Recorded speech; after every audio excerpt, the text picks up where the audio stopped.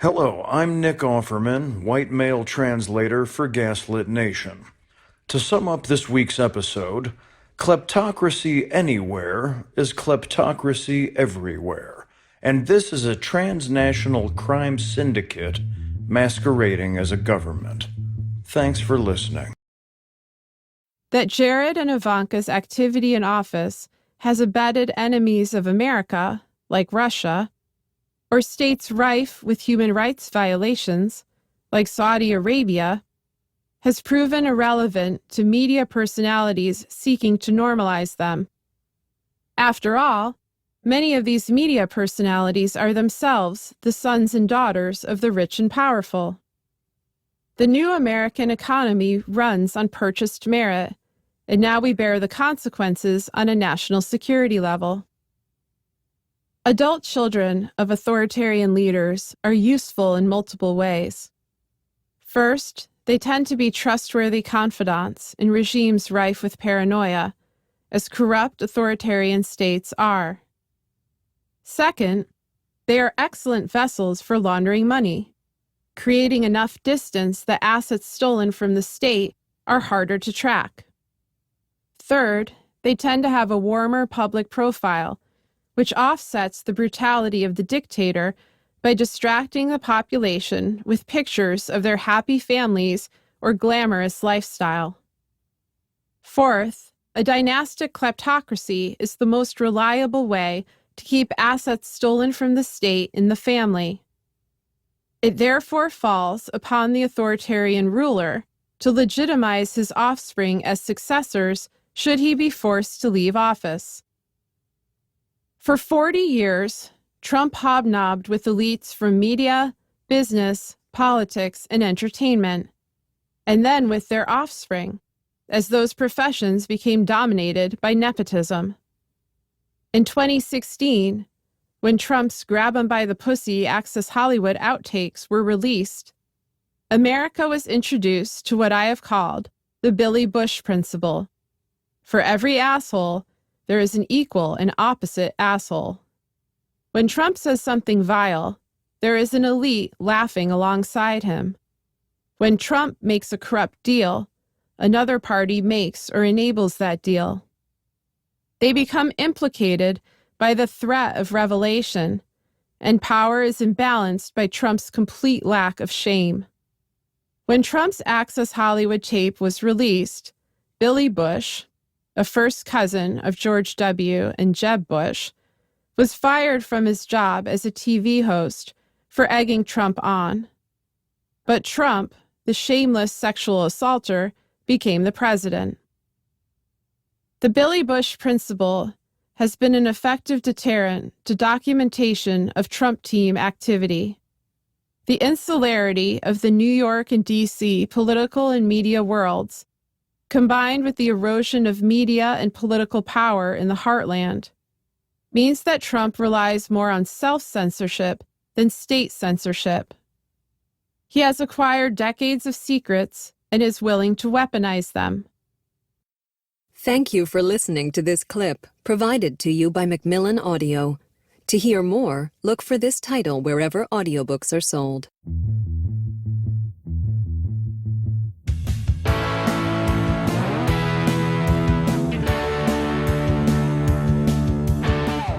I'm Sarah Kensier, the author of the best-selling books The View from Flyover Country and Hiding in Plain Sight. I'm Andrea Chalupa, a journalist and filmmaker, and the writer and producer of the upcoming journalistic thriller Mr. Jones, which is available for streaming now in the UK and will be here in North America on June 19. And this is Gaslit Nation, a podcast covering corruption in the Trump administration, rising autocracy around the world, and a global pandemic. And this is like week 1 billion of the global pandemic and our self-isolation. Fortunately for you all, you have new reading material in my book, Hiding in Plain Sight, which, as I mentioned, is out now. is a bestseller. Andrea just read it, and we're going to be doing a special episode coming up where we answer your questions about the book and some of the broader issues, especially in light of this new ceaseless ongoing pandemic heist crisis. But you had like a section of the book you wanted to turn to, Andrea, or thoughts or... Yes, and I will save my immense enthusiasm for this book for the interview. But I just want to say, even if I did not know you personally, I would still be obsessed with this book and buying up copies and giving them out to everybody that needs their eyes opened. I think Hiding in Plain Sight is an essential vehicle for helping open the eyes of people who do not yet understand how dangerous the Trump crime family is. And I include Republicans in our lives, neoconservatives in our lives, and so forth. I think that your book is one that can transcend party because you have such an earthy, empathetic way of writing that's inclusive, includes all of us. And plus, you give such an amazing tour of Missouri's painful history, which I think would definitely appeal to a lot of historically conservative voters that are being gaslit and are hurting right now under the Trump crime family and the Republican Party that's been enabling him. So bravo to you. Well, thank you. Great job. And so we'll get into that later. And so everyone check out Sarah's book, Hiding in Plain Sight. And the part that one of the parts that made my eyes pop out of my head, because you just nailed it, where you called Ivanka and Jared the greater threat, because we're not only up against Trump. If we defeat Trump in November, that's not the end. That's not the Hollywood happy ending that Americans tend to fall for.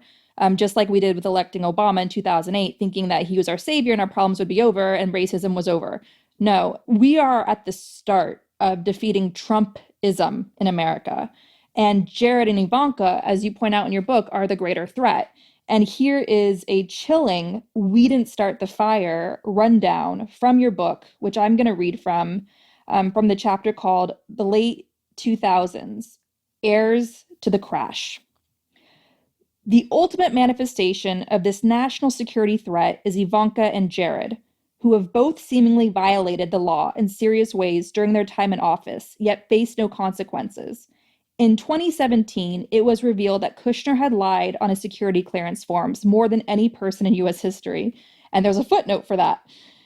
Ivanka had lied too, but not quite as much as Kushner, who is also reported to have committed the following acts: lobbied for a Qatari blockade after Qatar refused to provide his family a loan to pay off its massive debt, met with the president of a sanctioned Russian bank as part of yet another debt payoff scheme, met illicitly with other Russians connected with plots to subvert the 2016 election, worked with now convicted felon Michael Flynn to devise a secret back channel to the Kremlin, attended the notorious 2016 Trump Tower meeting in which Russian election aid was offered and did not report it to the FBI, helped fire FBI head James Comey in an act constituting obstruction of justice, oversaw the Cambridge Analytica linked digital influence and data mining operation that became a key subject of the Mueller probe, helped Saudi Prince Mohammed bin Salman cover up the murder of Washington Post journalist Jamal Khashoggi, illicitly proposed giving the Saudis nuclear secrets, conspired with the National Enquirer to threaten U.S. media figures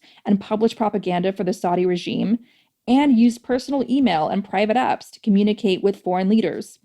Kushner did all this while keeping up ties to corrupt oligarchs and disgraced politicians around the world, including his old family friend, now indicted Israel President Benjamin Netanyahu. The Jared Kushner security crisis exists in a perpetual cycle of déjà news, with documentation of his lawlessness recirculating without repercussions. Yeah. Aye. And we're back in that cycle. I mean, it's to look at that now, for clarification, I wrote Hiding in Plain Sight over the first half of 2019. And one of my hopes for it, and I'll discuss this more when we do our episode on it, is that it would become dated by the time it was published, that it would be irrelevant, that many of these problems would have been resolved, that we would be living in a freer country, a safer country, and a country where Kushner is indicted. But what's actually happened is that in addition to, this, we didn't start the fire of crimes. He just has gone on to commit yet another year of crimes from the time I wrote that to the current moment, which include, as we're going to discuss on today's episode, the crimes that he, Ivanka, and the Trump administration in general are committing with the exploitation of the coronavirus crisis, which they're using both for short-term profit and long-term destructive aims. And so, yeah, I'm back in that Jared Kushner deja news cycle, only it's been normalized. The influence of those two, I feel like, we're now among the few that are routinely sounding the alarm on the severity of the threat they pose to U.S. public safety and to national security. People have, absorbed it and accepted it. And, I know we're all diverted by a broader economic and public health crisis, but my God, I don't know. You can take it from here.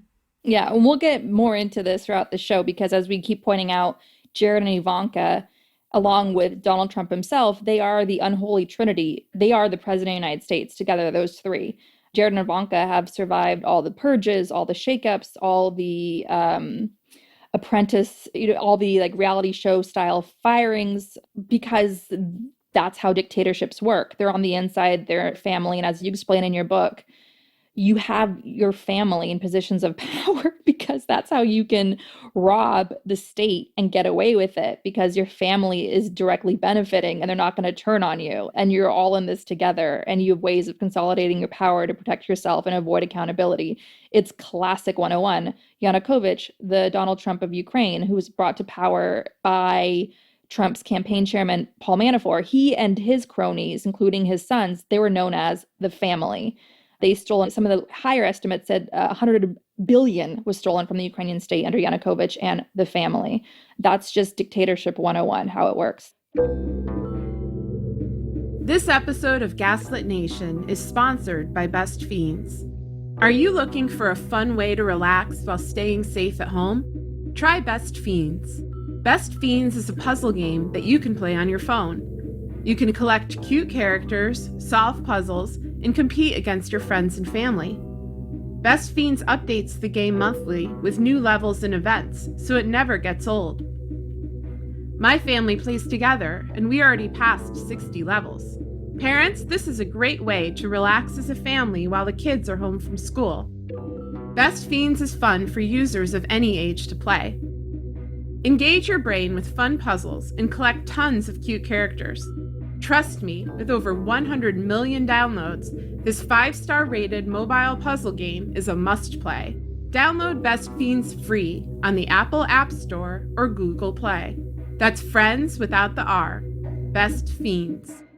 In times like this, where everybody feels powerless, I personally know, I grew up with that feeling, and I want to talk about that in terms of what to do about that and what I did about that. I think it's very important to share because in times like this, when we all feel powerless, this is why art matters. Art matters, art matters, art matters. Because where our justice system fails, art can then rise up and demand justice. And that's never been more important than now. Art is not only, I believe, in the power of art therapy. I think everybody, regardless of whether you think of yourself as an artist or not, you should definitely look into making some sort of art right now because art therapy matters. It can save lives. It can save your sanity. It can unlock parts of you didn't even know existed.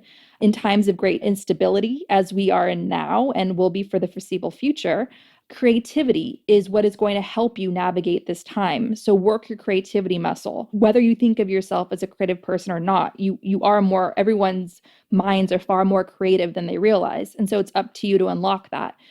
And so I have to tell you, when I took the injustice of my grandfather, my beloved grandfather, living through Stalin's genocide famine in Ukraine, a genocide that most people, practically everyone around me in Northern California, where I grew up, had never heard of this crime before, and this crime against humanity. That was part of this horrible gaslighting that I was under, this heartbreaking lack of justice. And so to right that wrong, I taught myself how to write a screenplay, and then I taught myself how to produce that screenplay, and that became Mr. Jones, my film that's out now and coming to North America.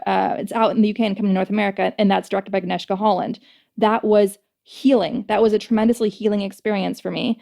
I don't care what any review around the world says about my film. What I always am grounded in is the fact that a Ukrainian journalist kept me on the phone for hours after the film premiered in Berlin because this film meant so much to her and what her family had experienced. And she knew this film practically better than I did. And so it was a film that was deliberately meant to heal a great injustice because art matters, art heals. And so, what we're calling on you to do, if you want to hang out with me and Sarah, because we are a community and as a community, we look out for each other, we're calling on you to open up your inner screenwriter, your inner playwright, your inner radio play producer, and write a 5 to 10 page radio play that we will then produce with you for the show if you are the winning play. It's very simple. The criteria is very simple. Write a play. So this is the writing prompt. Write a play of justice being served to Ivanka and Jared. Nothing violent at all. Violence will automatically disqualify you. But justice, like the FBI being the FBI and arresting them for any of these crimes documented anywhere in the public domain, whether it's Craig Unger's book, whether it's Vicky Ward's book on Jared and Ivanka. There's so much in the public domain of the laws and other illegalities and corruptions that Jared and Ivanka have committed, weakening our democracy and enriching themselves.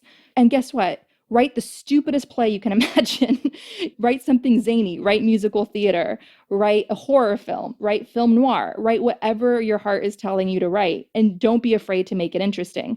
If you send us a 5 to 10 page script that's perfect, you will automatically be disqualified. We're not interested in perfect. So do not aim for perfect. Just aim for something that's completed and turned in. That's all you need to do. And I promise you that I will read every submission that is sent to gaslitnation@gmail.com, and I will record some feedback for you.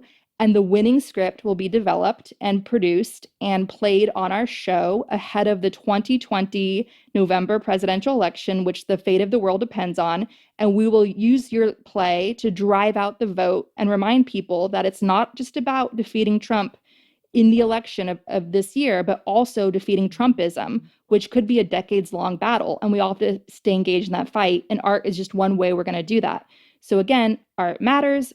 Art's never been more important to humanity than right now. Art is a vehicle for justice. Art is an important record that, our art is therapy. Art is everything. Art is an oxygen mask that we need in order to breathe in this cruel world.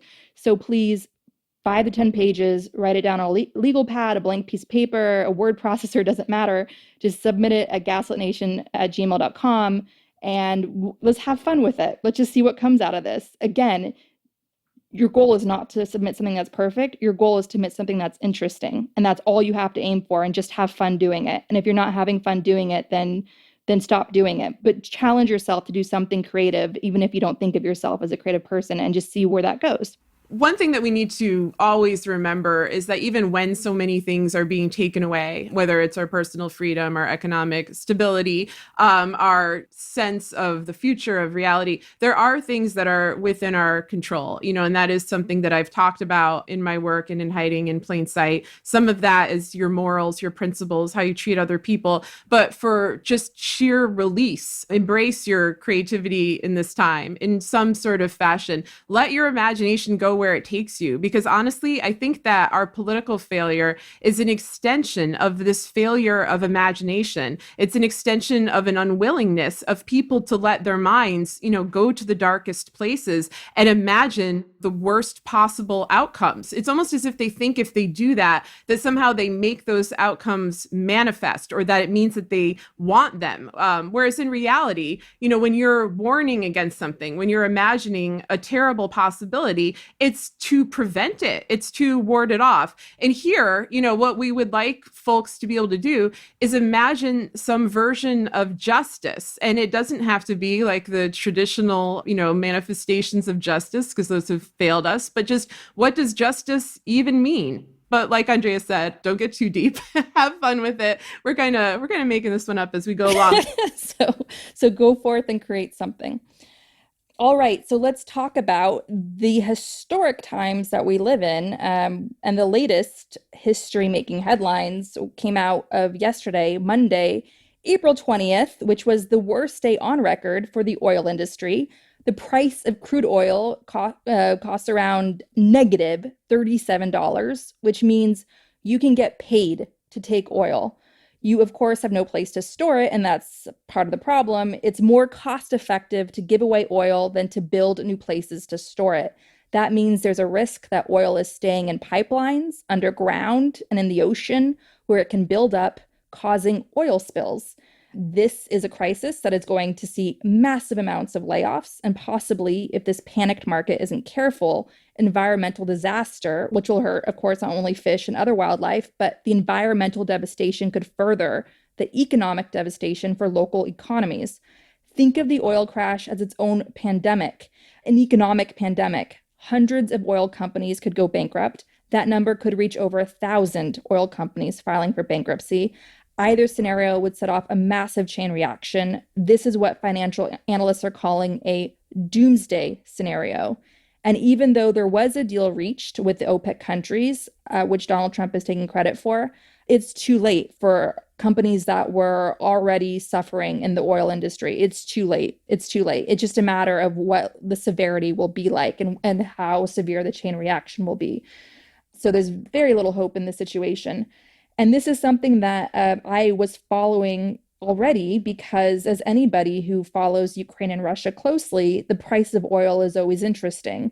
I think for anybody who cares about Ukraine's sovereignty as a critical human rights issue, there is this infinite hope that a country like Russia, which bases its national budget on the price of oil, that the price of oil dipping so low will be devastating for that country. There is that infinite hope. But that infinite hope is bullshit. And then we're going to go into why. So this was an article that came out weeks ago that caught my attention. It was published on March 8th when the lockdown measures in the US hadn't even taken effect yet. It was written by financial analyst Brian Sullivan of CNBC, who is a trusted expert on this oil crash. So I'm going to read his article now. Putin just sparked an oil price war with Saudi Arabia, and U.S. energy companies may be the victims. And again, this is coming out on March 8th. Vladimir Putin just sparked what could end up being one of the ugliest oil price wars in modern history, and American oil and gas companies may be the victims. This weekend, Saudi Arabia dropped the oil bomb. It not only cut its forward crude price to Chinese customers by as much as $6 or $7 per barrel, but is also reportedly looking to raise its daily crude output by as much as 2 million barrels per day into an already oversupplied global market. Look out below. The move by the Saudis is both a market share grab and a loud signal to Moscow that it's done playing games. The dramatic action is in response to a contentious and ultimately failed OPEC meeting in Austria. OPEC members laid out a proposal to further cut oil output quotas by as much as 1.5 million barrels per day. OPEC itself was aligned on the deal, but non-OPEC member Russia said niet, effectively killing it. A source inside the negotiations tells me that as the two sides worked out production cut plans, in the end, the red lines weren't even close. The source added that the Russians definitely won't want to continue to support shale, at least in part because the Rosneft sanctions were still too raw. It was only 3 weeks ago that the Trump administration imposed sanctions on Russian oil giant Rosneft for transporting Venezuelan oil. Secretary of State Mike Pompeo believes that in helping Venezuela sell oil, Russia is effectively propping up the Maduro regime. Rosneft is run by Igor Sechin, a former employee and a close friend of Putin. Connect the dots. Putin reacting to Trump, the Saudis led by Energy Minister, and the King bin Salman reacting to Putin. And American oil and gas workers and investors are caught in the middle of this epic ego battle. It couldn't occur at a worse time. Coronavirus is already slamming global oil demand, and crude prices have fallen 30% this year. The industry is facing a three-sided attack: falling prices, a move of institutional investors to divest from fossil fuel companies, and crushing debt loads. This is where it gets interesting. Debt is the problem. The U.S. oil and gas industry has about $86 billion of rated debt due in the next 4 years, according to Moody's. Nearly all of that debt is either junk rated or rated just above junk. 57% of that is due in just the next 2 years. Do you see where this is going? As oil prices fall and credit markets tighten, many companies won't be able to refinance their debts or extend maturities. Time is the only friend many companies now have. Most energy debt isn't due until 2022, so some producers may be able to hang on, hoping for a turn. But if a turn doesn't come, it will be brutal. Everyone seems to have a different opinion of how this ultimately plays out. The larger risk is that this pain seeps into the broader US credit markets, all at a time when the coronavirus is starting to impact the economy as well. If a few million Americans stop traveling and commuting and work from home instead, gasoline demand will plummet, putting further pressure on prices.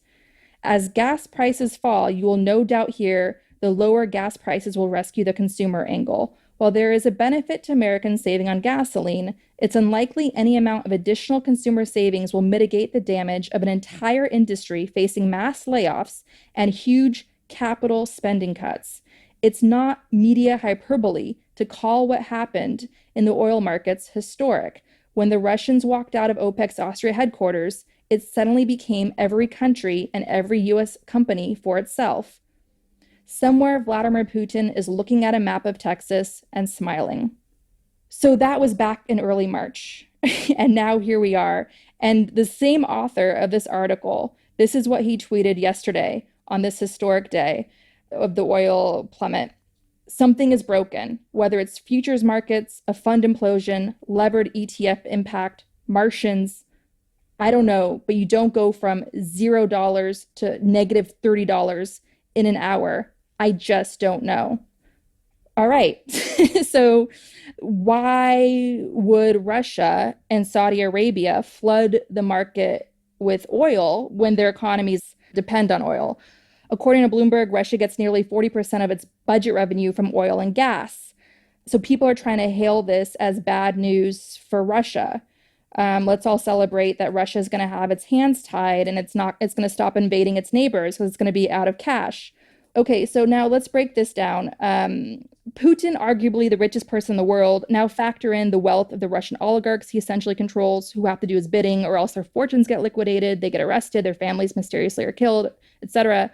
That's a lot of wealth under Putin's control. He can still do things like ensure private soldiers invade Ukraine and Syria, bribe politicians in countries he wants to control or seize, et cetera, et cetera. So people rejoicing about the low price of oil and what that means for Russia don't understand that Putin and his court of oligarchs remain secure. It's the Russian people who will suffer now that oil prices have plummeted. But Putin doesn't have to care about the Russian people when there are no free elections in Russia, and he has sadistic riot police to beat and arrest protesters. Russia's a mafia state. That's how a mafia state works. They can gamble with the revenue of their country because the people in power are all financially secure. So Russia can flood the markets with oil, helping drive down the price of oil in the midst of this pandemic. They were doing all this when it was clear that there was a pandemic going on. Russia sent a group to China in that international mission of experts that went to China to learn everything they could about the coronavirus. The writing was on the wall. It was obvious that oil prices are going to be further hurt by this growing pandemic. And they don't care. Putin simply does not care. They've been saving up for this moment, too, with big cash reserves. And Russia means that they're hunkering down to go to war like this. So for Russia's calculation, it's far greater in their benefit to bankrupt the US oil industry and weather that storm themselves with their cash reserves and their immense wealth among the power brokers of that country, and just rely on autocratic tactics to keep the social unrest under sadistic control, from mass arrests, stealing elections, etc. They are not beholden to the Russian people, who are the ultimate victims of a oil price collapse. Right. No, I think this is really important because yesterday, when I was watching what was happening to the oil industry and watching this historic chart, where you could see the prices from 1950 and then this just unbelievable drop where they basically had to vertically expand, how the chart worked to even show how much it had fallen. It baffled me, just like it baffled the expert that you cited. And so When you were telling me about this yesterday, last night, Andrea and I were discussing this on the phone, I found that explanation both plausible and chilling. And one thing that we need to remember in the US is that every quality of a mafia petrostate that Andrea was just listing in reference to Russia is extremely relevant to how the US is going to respond to this crisis. And to be clear, we have said from the beginning that we want an end to gas station dictatorships, that we want a Green New Deal, in part because these kind of economies allow for the most nefarious and oppressive actors to retain full control over the population. But what we have here is basically rival petrostates, or should be rival petrostates, like Russia and Saudi Arabia, possibly coming in to buy out the US market. And under normal conditions, you would have our own villains, our like J.R. Ewing type people, the Rex Tillersons of the world, in some sort of like oil war, having some sort of reaction. We have a Kremlin asset installed in the White House, and we have an administration that from the beginning has seen the US not as a sovereign nation, not as a democracy, not as something that needs to be preserved, but as basically just a landmass of resources that can be stripped down and sold off for parts. And we've seen foreign backers, the people who elevated Trump and his cadre of criminals into office with the exact same ambitions. And they do this by controlling debt. That's how they control individuals like Kushner. You saw Gutter paying off his debt for 666 Fifth Avenue. We know the conditions of Trump's debt and how the Russian mafia relationship with Trump was formed because they were able to get him back in the white collar crime game through, investing in his own assets, through his real estate. And he welcomed it. I mean, this is key to understanding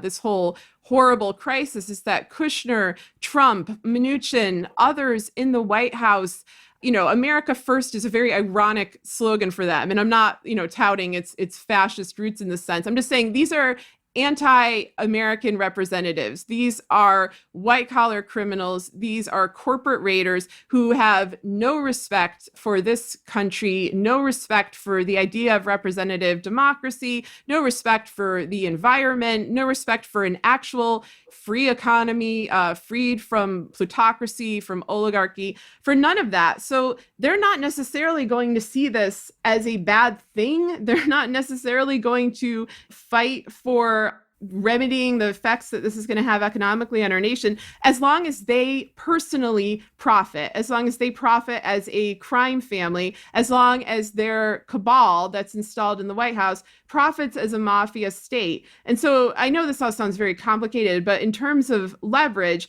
that puts us in a very bad situation. And I don't know, maybe you want to expand on this point. I mean, think about it. People who are poor are preyed on. There's always going to be vultures taking advantage of economic distress. If you look at the young women that were trafficked in Jeffrey Epstein's child trafficking network, they were often young, poor girls taken from unstable home situations and poverty. Some of them were, some of them weren't. But anytime you have economic distress, poverty, there's always going to be vultures circling. So bankruptcy attorneys are already busy in the oil industry. And so any signs of hope will not stop possibly 100, possibly hundreds of companies filing for bankruptcy over the next year.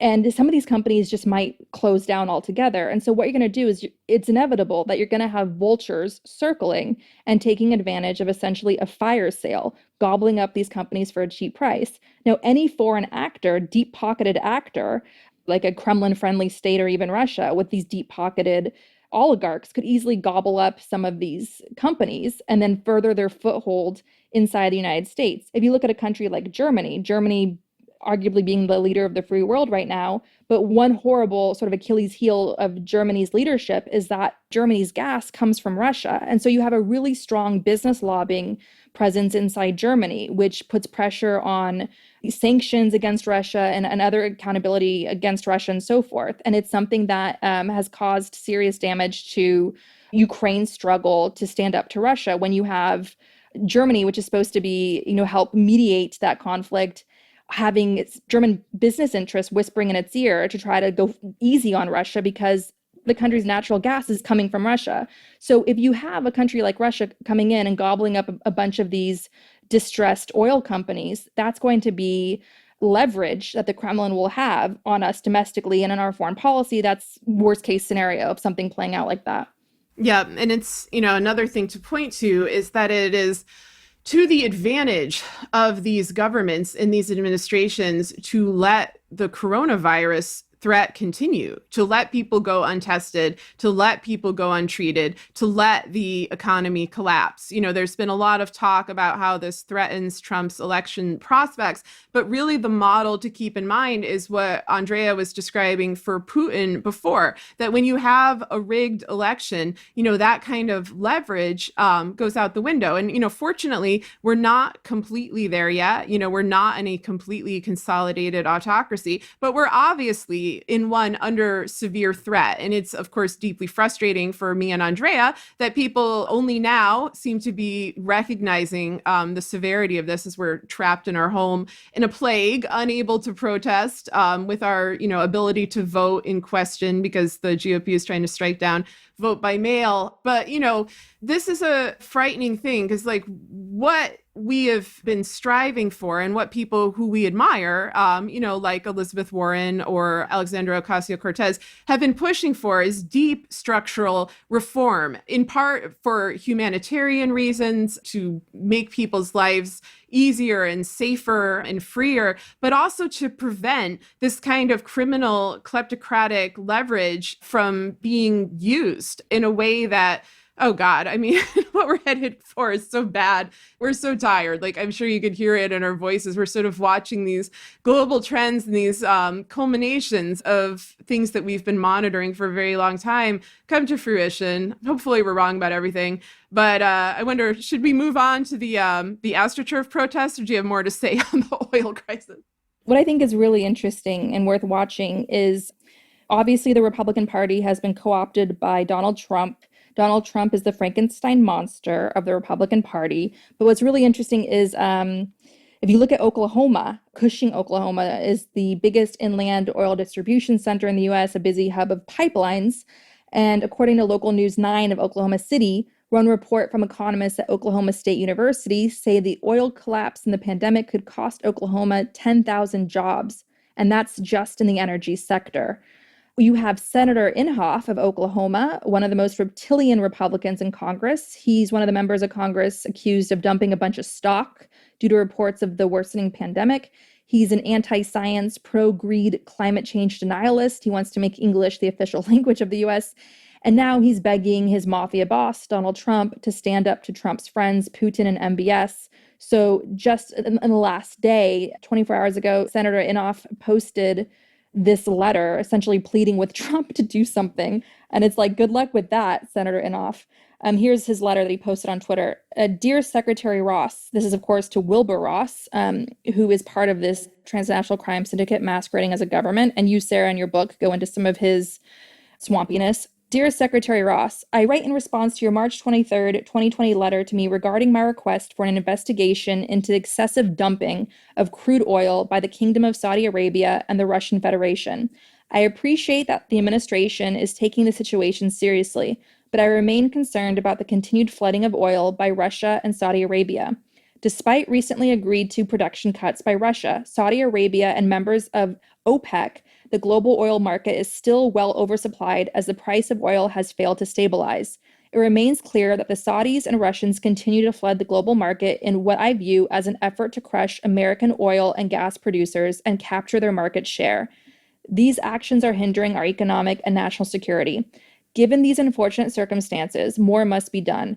I continue to believe the Trump administration must utilize all of its authorities, good luck with that, including tariffs on imported oil from Saudi Arabia and Russia, to punish this unacceptable behavior. And he goes into, trying to do some flattering. President Trump has long been a champion for American workers and has fought for American interests when previous administrations have folded. The American oil and gas industry, including its thousands of workers, have been severely damaged by Russia's and Saudi Arabia's anti-competitive behavior. I believe the administration should utilize all of its tariff authorities, including those used to solve other trade imbalances like the Chinese steel and aluminum imports. Tariffs on imports of Russian and Saudi oil would place significant pressure on those governments to act to better stem the global flow of crude, which would create stability for the oil market. For most of this year, the price of oil has been at or near 18-year lows, which has resulted in layoffs and significantly reduced investment in America's energy infrastructure. This reduction in investment is of dire concern as America's energy independence is threatened. When our energy independence is threatened, our national security is threatened. Therefore, I urge you to take further action and utilize your existing authorities, including your national security-related Section 232 authorities, to place tariffs on imported oil from Saudi Arabia and Russia to punish them for their destructive behavior. Hey, Jim Inhofe, you break it, you buy it. This is your guy. Now he's screwing you, just like he's screwing the brown people and the black people that you can't stand. Welcome to the club of pain and anxiety and helplessness. You're in the club now. He doesn't care. Putin brought him to power, and he needs Putin to help him steal this election in 2020. Jared Kushner, his son-in-law, practically had sleepovers with, Saudi Crown Prince MBS.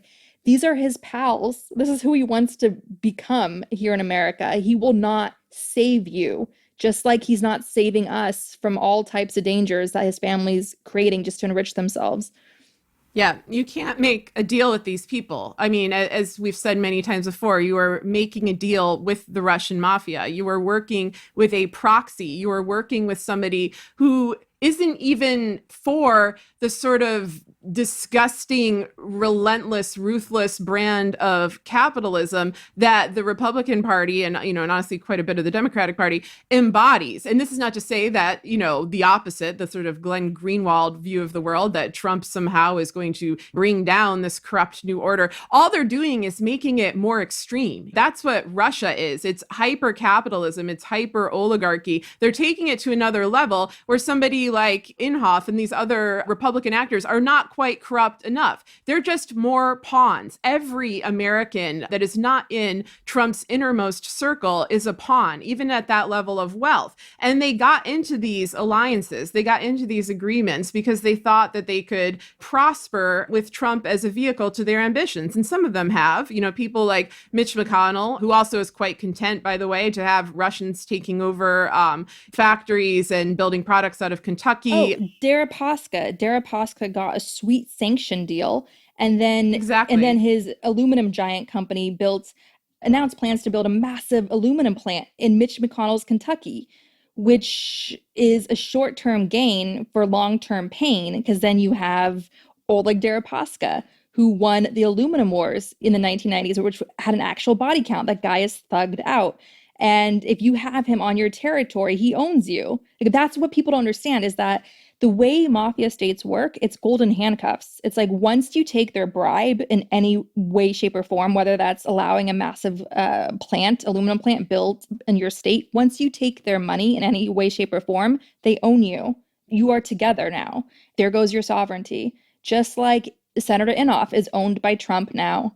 The only way that some of these Republicans have found an out is just by quitting. That's why you saw this record wave of Republicans, including very high profile ones like Paul Ryan, resigning from Congress. And, this is not a principled stance. They did not come out then and condemn Trump or expose his criminality or expose his secrets, all of which would have been useful things for them to do. They still probably want to get back in this game, but they were outplayed. They were outwitted because, this has turned into a Frankenstein's monster situation for the GOP. And it's going to get increasingly worse. And even, I don't know, I mean, it's such a multifaceted problem in terms of networks of corruption. Like, there's absolutely no one to really root for here, except for the American public, who this is floating above us. This nexus of corruption is floating above us with its tentacles reaching down and strangling us, standing here below, watching everything fall apart. Because yes, of course, there's a part of us who's like, we're not going to exactly shed tears for the demise of the oil industry, or certainly not for executives or for these corporations that are taking the bailout money that should be going to people. But the people who get hurt the most in our current setup, which does need to be changed, it needs to have its entire structure changed. But at the moment, people that are going to be hurt are the folks you see losing their jobs, the folks you see in record breadlines. this situation, many have noted, it's reminiscent in some ways of the fall and the collapse of the Soviet Union. It feels like that late period where you're watching an empire fall apart due to a combination of pressure from without, pressure from within, and external crises. Like coronavirus is, a sort of a Chernobyl of diseases. It's exposing so many flaws and hypocrisies that many elites, had refused to confront head on. And now people are paying the price. But as it always works, the people who are most vulnerable to start with, most marginalized to start with, are paying the hardest price. You see this in, who is getting the virus, who's getting treated for it or not getting treated for it, tested or not tested, and so forth. Who's losing their job, who's getting money. None of this is actually good. And the lack of any kind of mechanism of accountability from Congress, or even just like people speaking out and spelling out where this is going and the depth of this problem, the lack of that is really chilling. The fact that they've been on vacation, the fact that states have had to form regional alliances to get basic supplies, like there is no one in charge here at the moment. And maybe there's some opportunity in that. I mean, at least, people aren't in denial about the depth of the crisis anymore. And I am happy to see people pushing for things like less fossil fuel dependency and Green New Deals and so on and so forth. But we've always said on this show that time is the enemy. And the longer that you allow this mafia state, which at this point is basically a Kremlin proxy state, to remain in power, the worse the damage is going to be, both on a, humanitarian level, but also on basically an existential level. And so that's unfortunately the moment that we're in. Do you want to talk about the protests now? Or yeah, well, I think the astroturfing protests that we've seen where these idiots, white people, Confederate flags, and as we told you in last week's episode, before these Confederate flags, I believe, started sprouting up, we told you that Trumpism is just another chapter in America's original sin of slavery, the genocide of Native Americans, and so forth. And they prove that point for us by showing up and protesting Democratic governors, mostly with Confederate flags. It's obvious who these people are and what they're after. They are the ideological heirs of America's original sin of slavery and genocide. Trump fanning those flames shows you what he's about. He's about Hitler cosplay. You don't get to be the king of birtherism. You don't get to be the man that targeted 5 children at the Central Park 5, being the cheapest bastard alive, and then buying up newspaper ads to try to frame 5 innocent children, as he did with the Central Park 5. You don't do all that without having a hidden Nazi agenda in your heart. You do not put Steve Bannon in the White House without being a Nazi yourself. Ivana Trump, as we pointed out in last week's episode, she said that her husband would read the speeches of Adolf Hitler. Donald Trump is the Nazi in chief, and that is his main agenda, enriching himself and carrying out his ideology of hate. And so the oil industry that's collapsing in America and the chain reaction of the credit crisis that's coming with it, there's nobody to look out for those people and those lost jobs, many of them in states that Trump won in 2016. There is no adult in the room to help them weather that storm. They, like the Democratic governors in California, New York, New Jersey, and Michigan and elsewhere, are on their own. They're on their own. What we're seeing are people having to rise up and protect their communities because there is nobody home in the Oval Office. That guy is on Twitter, on Fox and Friends, in his own little Hitler cosplay mindset, playing out his own fantasies right now and destroying innocent lives in the process. Yeah. And, one thing that's important to point out, there's been so much coverage of these protests. And the protesters claim that what they're protesting is their loss of civil liberties, their loss of freedom to go around infecting people as virus vectors. Some of them are claiming that coronavirus is a hoax while wearing masks. The important thing to recognize here is that these protests generally tend to be just a couple hundred people. And if you take an aerial view, there are shots posted from above looking down. It's like a tiny little crowd. It's like less than you would find at, a baseball game or a small concert or something like that. The way that they film the protests in the media is with these extreme close-ups, these in-depth interviews with people who seem to be, I'm sure some of them are sincere, and to some degree, I certainly share the frustration of being locked inside, but they are astroturfed protests. Like the websites for them are all hosted by the same organization. They are basically just active pawns in this game that the Trump administration is playing of letting the virus fester, of letting it spread, of creating a permanent kind of crisis, a public health crisis to which it's extremely hard for us to combat, with the typical methods you would use to combat autocracy. They're doing that, for their own financial and political gain. And, one thing that's frustrating about this is that yet again, the media has learned nothing. We warned about airing the propaganda press conferences every day, about the health effects that would have, about the effects it would have on our political culture. And there has been so much criticism, like a fairly unified kind of criticism coming out because, they're putting out disinformation. It's become like Andrea says, a Hitler cosplay style Trump rally substitute. Yet they air them live. They let this disinformation get out to the public, even when they're correcting it in real time. CNN had some angry subheads describing it. I kept thinking, when people would bring that up as kind of like, oh, the media is trying, it's like, you still don't have to air it live. Like if this was Hitler speaking, if this was Mussolini speaking, if this was Milosevic speaking, would you air it live? Would you feel like you're doing the responsible thing, like you're doing the right thing by allowing that propaganda and that hate rhetoric and that public health disinformation to be aired live at all? It's like, no, you shouldn't be doing it. And they're doing the same thing with these protests. There was a tweet from media analyst Steve Krakauer. He says, the lead story on CNN right now claims, quote, protests are erupting, and cites Maryland's protests specifically throughout the beginning of the article. Governor Hogan's staff says there were more media requests to cover the protests than actual protesters. And so this is just part of the media economy. They ignore the very large protests that have been held over the last 3 years against the Trump administration. Those are actually the largest protests in American history. The initial Women's March got coverage, but the follow-up Women's March barely did. The March on Science, the Tax March, the March for Truth, the anti-gun violence march got some, the migrants' rights march, the daily Kremlin annex that is outside the White House, the sustained protest against ICE. These have been happening nationwide for years, and they get very little coverage because the narrative that the media puts out, particularly outlets like the New York Times and CNN, but then, of course, outlets directly linked to the administration, well, those two are as well, but even more so, like Fox, is to just buffer the Trump administration. It's to serve as an appendage of them.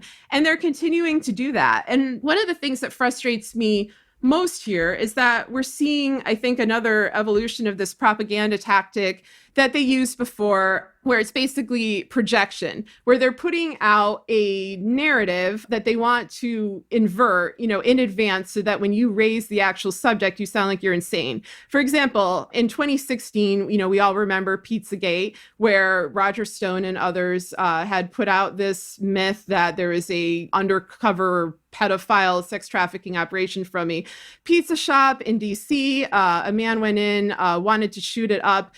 And so as a result of that, if anyone was trying to bring up, one of the crises that was trying to work its way into the headlines and was suppressed, for example, Jeffrey Epstein and his actual pedophile sex trafficking network, to which Trump is linked, its predecessor operations like Craig Spence's sex trafficking operation that was put out through the George H.W. Bush White House.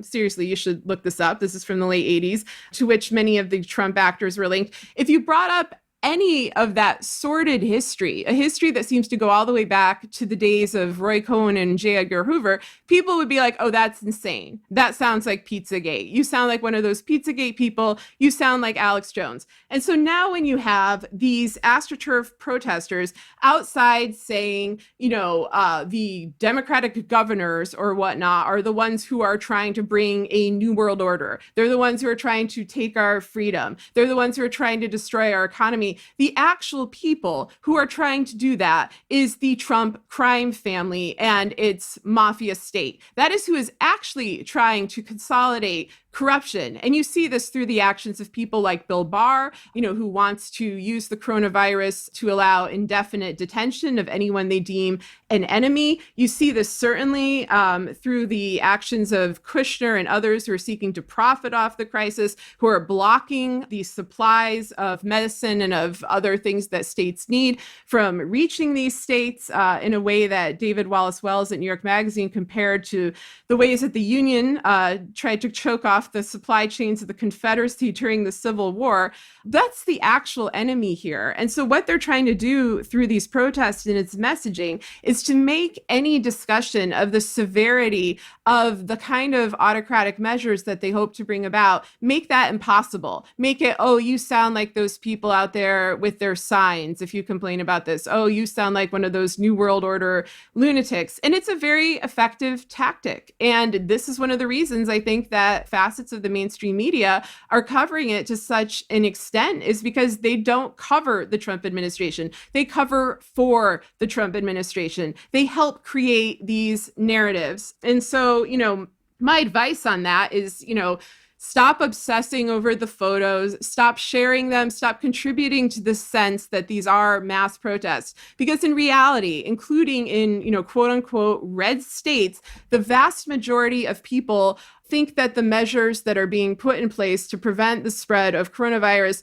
are fair. They think that they're necessary. They do not think that this is a hoax. They think that this is a genuine public health crisis, because it is. And that doesn't mean people are happy. Like, none of us are happy. Like, we're frightened, we're exhausted, we're terrified also of the economic conditions.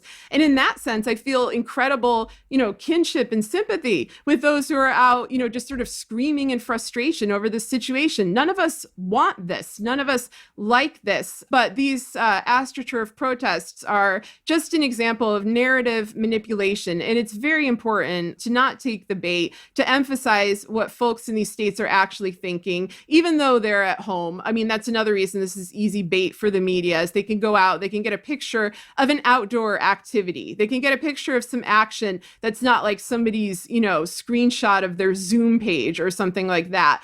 A lot of it is just, shameless kind of going for the lowest common denominator tactics, but it has serious repercussions. So we want to just end the episode with an important public service announcement. Michael Cohen is out of prison due to risk of COVID-19, right, Sarah? Yeah, allegedly. This is what was announced, is that Cohen is going to be out. There are people that are jubilant at this news, who are recasting him as some kind of patriot, saying that he's going to write a tell-all book. This is what Cohen himself is saying, even though he had previously promised not to do that. So, I mean, for God's sakes, I hope people don't fall for this same bag of tricks again. We saw it with John Bolton. We saw it with Anonymous. It's honestly exhausting, because what we're seeing probably will be the rehab of a convicted criminal, somebody who repeatedly threatened violence against journalists. And then the next move, of course, and, I would love to hear your thoughts on this, is the possibility of Manafort also being pardoned, who's, far more dangerous even than Cohen. Manafort being released from prison early wakes me up at night, in the middle of the night. Like, this is a man who has blood on his hands. Manafort is inherently violent. He is a lifelong criminal. He is Putin's operative in the West. And he fooled you all on the Sunday talk shows, okay? He played the Chuck Todd industrial complex. But Paul Manafort is the perfect case study of why white-collar crime, like what he's committed, and what he went to prison for, and all, and the decades of how he made his illicit money as the head of the so-called torturers lobby in DC. Paul Manafort is a perfect case study of why white-collar crime can be and often is inherently violent and comes with a body count of innocent victims, as we saw in Ukraine, where he brought to power Viktor Yanukovych, whose government hastily passed the so-called dictatorship laws, whose government had snipers firing on protesters. Paul Manafort was advising Yanukovych throughout that.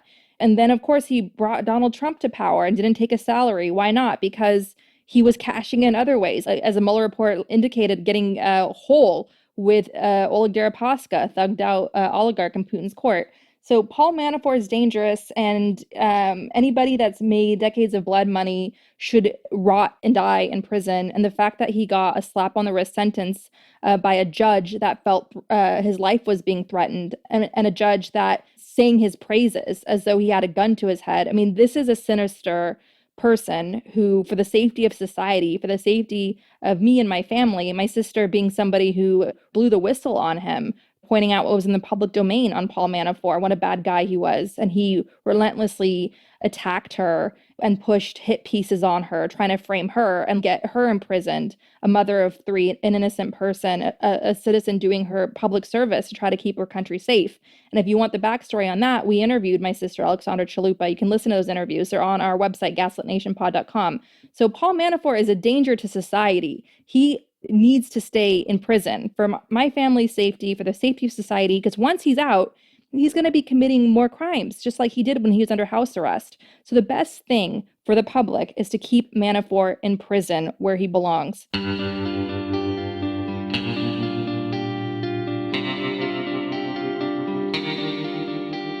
Our discussion continues, and you can get access to that by signing up on our Patreon at the Truth Teller level or higher. We want to encourage you to donate to your local food bank, which is experiencing a spike in demand. We also encourage you to donate to Direct Relief at directrelief.org, which is supplying much-needed protective gear to first responders working on the front lines in the U.S., China, and other hard-hit parts of the world. We encourage you to donate to the International Rescue Committee, a humanitarian relief organization helping refugees from Syria and refugees who are some of the most vulnerable people in the world to this pandemic. Donate at rescue.org. And we also encourage you, as always, to help critically endangered orangutans already under pressure from the palm oil industry. Donate to the Orangutan Project at theorangutanproject.org. Gaslit Nation is produced by Sarah Kenzier and Andrea Chalupa. If you like what we do, leave us a review on iTunes. It helps us reach more listeners.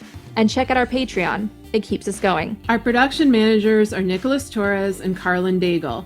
Our episodes are edited by Nicholas Torres, and our Patreon exclusive content is edited by Carlin Daigle. Original music in Gaslit Nation is produced by David Whitehead, Martin Vissenberg, Nick Farr, Damian Arriaga, and Carlin Daigle. Our logo design was donated to us by Hamish Smith of the New York-based firm Order. Thank you so much, Hamish. Gaslit Nation would like to thank our supporters at the producer level on Patreon: Adam Ingersoll, Adam Levine, Alabama, Alan Liu, Angela Harvey, Ann Marshall, Brian Tahudin, Carl Hosier, Carol Golstad, Catherine Anderson Karina, Kathy Kavanaugh, C. Baker, David Porter, Diana Gallagher, D.L. Singfield, Dorothy Komarick, Doug Friedenberg, Elizabeth Dove, Eric Kaplan, Irina Guardia, Ethan Mann, Evan, Fontaine Carpenter, George Hughes, Gordon Shumway, Gustav Halsby, Jared Lombardo, Jason Benke, Jason Rita, Jeff Thompson, Jennifer Slavic,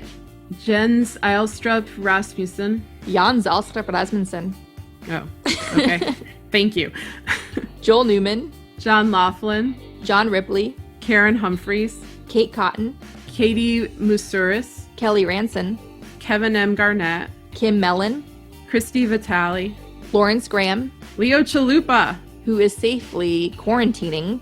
He's in quarantine, Very good. where he belongs, indefinitely, until I say he can come out.